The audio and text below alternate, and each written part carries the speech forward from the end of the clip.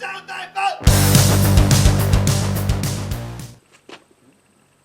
Hi everyone, and welcome to the Canadian Redneck Channel.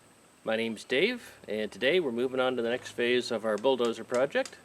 As you can see, I put some yellow paint on the engine, kind of freshens it up, protects it from rusting the outside where we cleaned everything off and so on. Cleaned the 40 years of grease off it.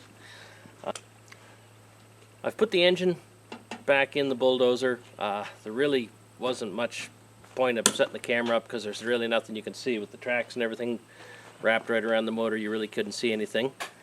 So we will carry on from there. I'm going to put some of the outside pieces on the engine, fuel pump, water pump, distributor, time the distributor up, stuff like that.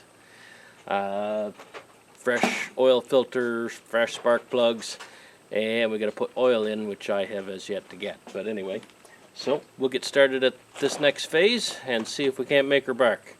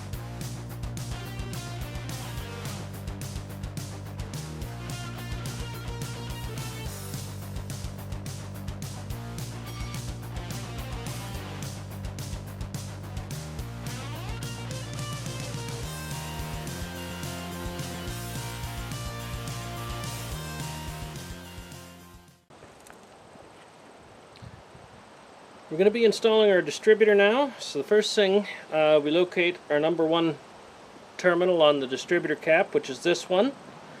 And I'm just going to put a little mark on the side of the distributor by that, because we need to line up our rotor inside with the number one terminal. So now we're going to remove the cap.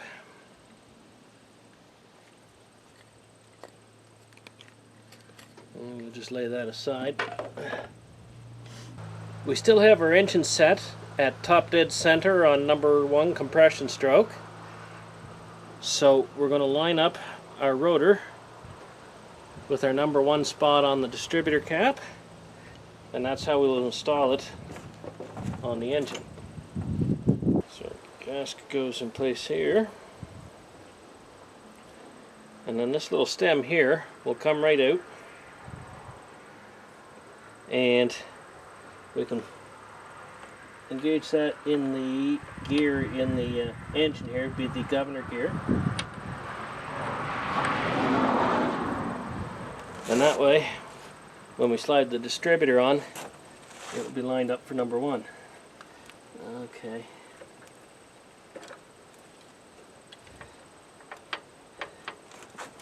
Get our fuel line out of the way to cooperate. There.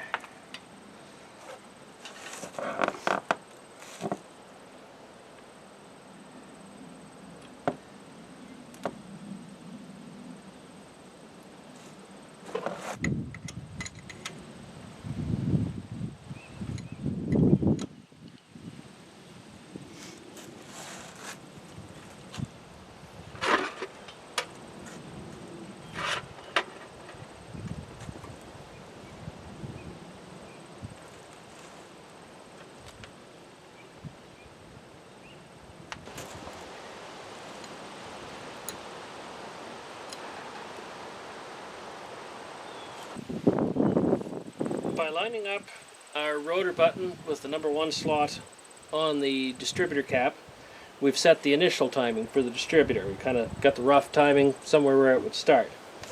So to set your ignition timing with the distributor, first we make sure that our mark on the crank is lined up properly, and then I have loosened the two bolts at the base of the distributor here so I can turn it. We've got a spark plug hooked to the coil wire.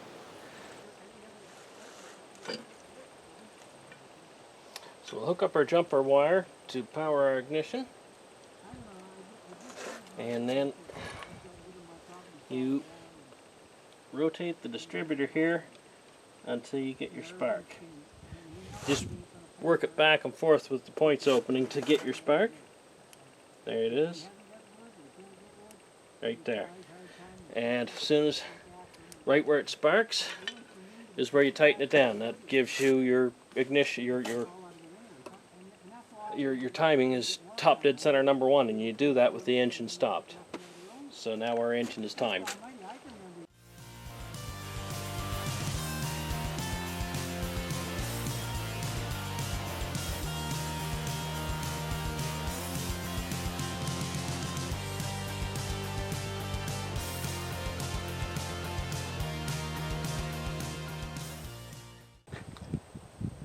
Okay, we've got everything sorted out enough now that it's time to see if we can get a kick out of this old girl.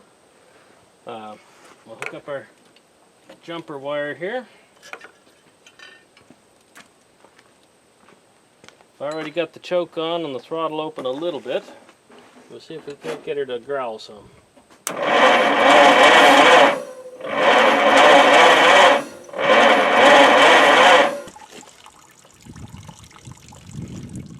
Okay, we've got a battery in here finally that'll turn her over, I think. So we should be able to get a kick out of her now.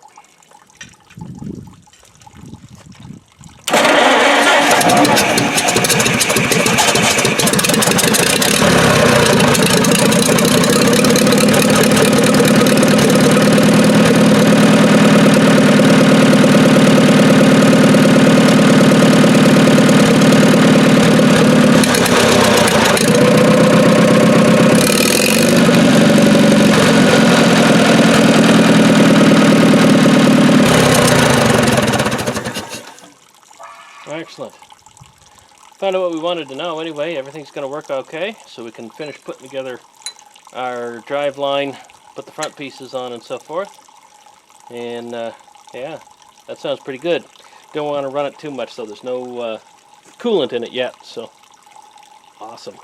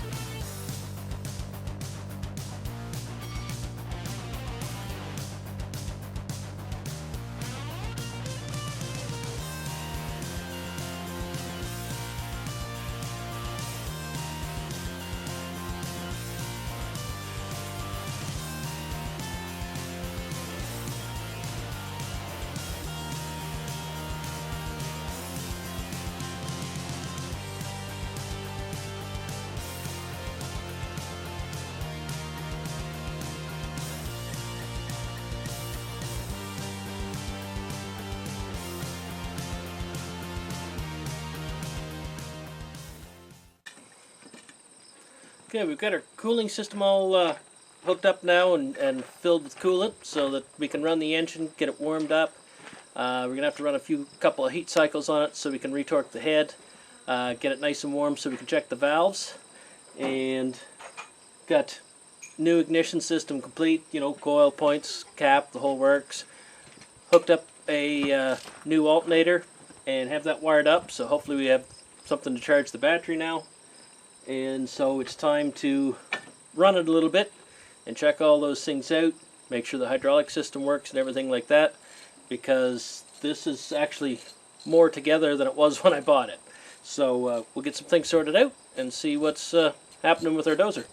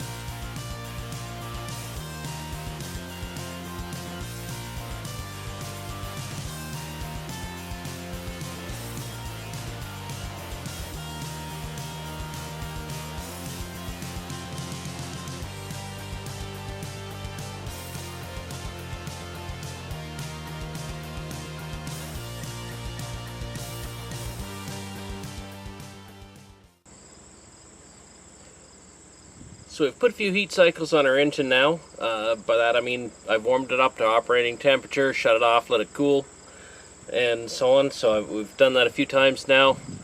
So it's time to retorque the head. So we're going to lift off the rocker arm cover.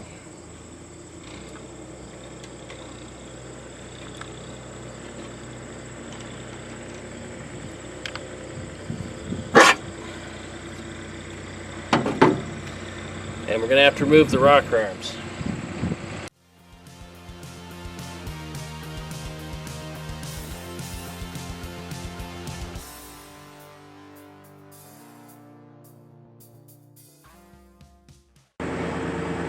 Okay. Manual calls for 65 foot-pounds, so we've set the torque wrench and we'll retorque them all to the 65 foot-pounds.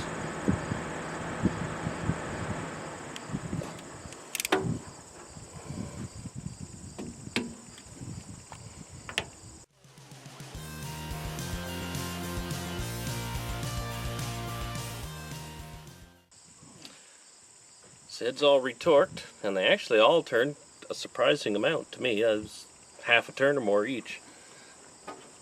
So we can put our rocker arms back on.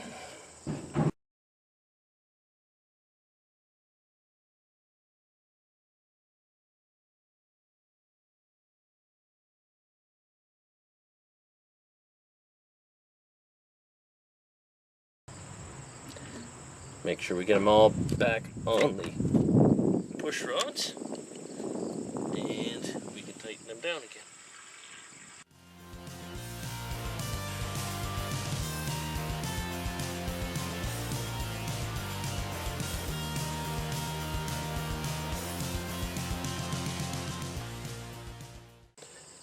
And the valves, we'll have to set again, obviously. This was just set when I put it on last time. Everything's still in the same place, so it should be okay. I have to warm the engine up and set the valves warm, so it should be okay to do that. So put the rocker arm cover back on and get the engine warmed up. We have our engine up to operating temperature again, and so we can set our valves now. Book calls for 14 thousandths warm, so that's why we brought it up to operating temperature. I can't really see my timing mark down on the front pulley anymore, so I'm going to go by the distributor. I roll the rotor around to where it's pointing at the number 1 spot on the distributor cap, and that will give me top dead center on number 1 cylinder, and I will be able to set the valves for number 1. So just grab hold of the fan and roll it around.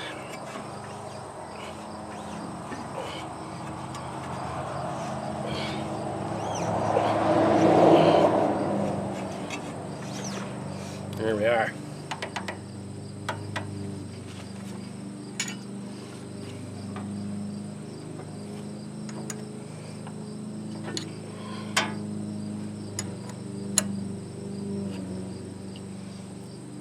Again, the feeler gauge goes in on top of the valve stem,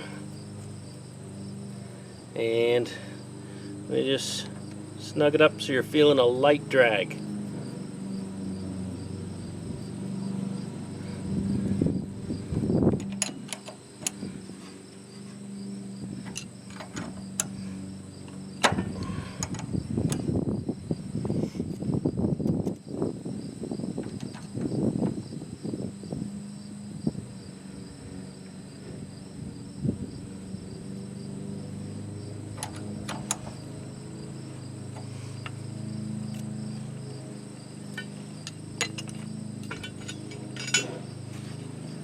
Firing order on these engines is 1, 3, 4, 2. So we'll roll the rotor until it goes to the next spot on the distributor cap, and that will be number 3 cylinder.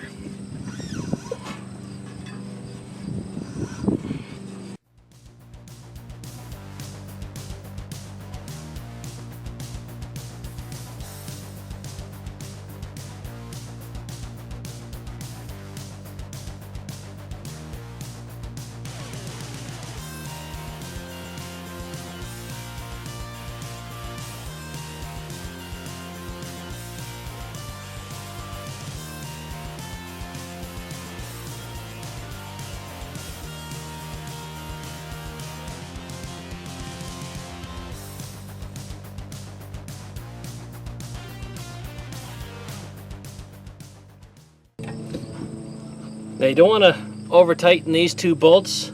You just want it to just start to squeeze the gasket a little bit. You don't want to, you know, jam it to death. It's just going to start to squeeze the gasket a little bit.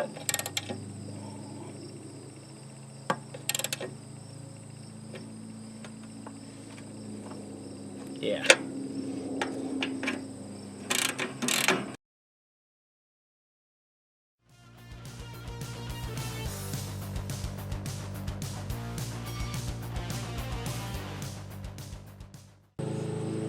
This style air breather is called an oil bath air breather, and basically that just means the air is drawn through the oil held in this cup, and then all the dust and dirt collects in the oil.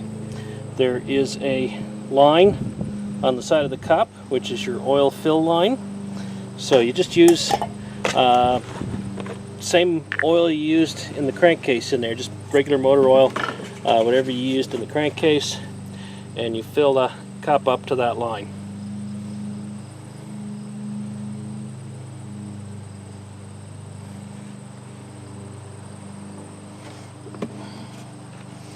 And then you carefully slip it on the bottom of the breather and tighten the band.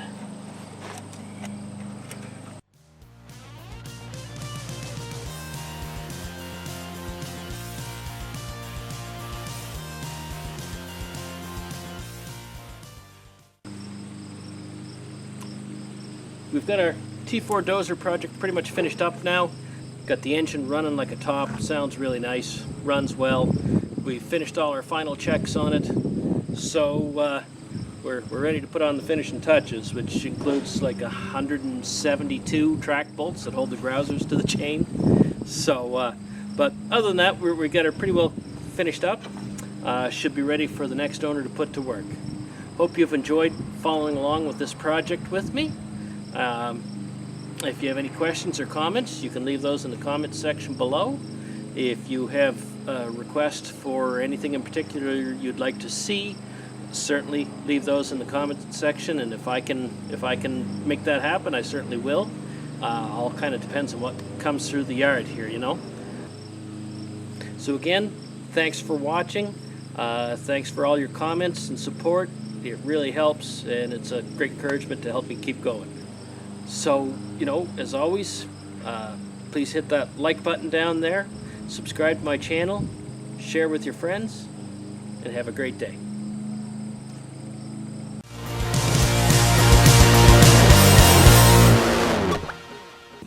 Alright, buddy. Yeah. Come here. Yeah. Come here. Huh? Huh? Oh, come here. Yeah. Oh. Yeah.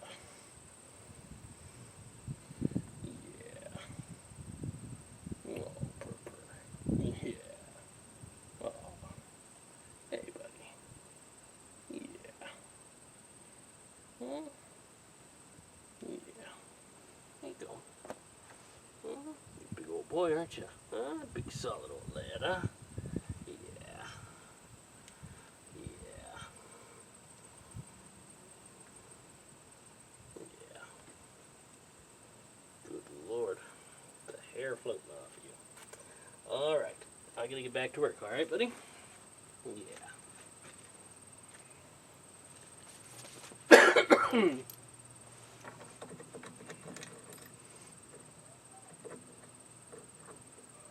Hmm?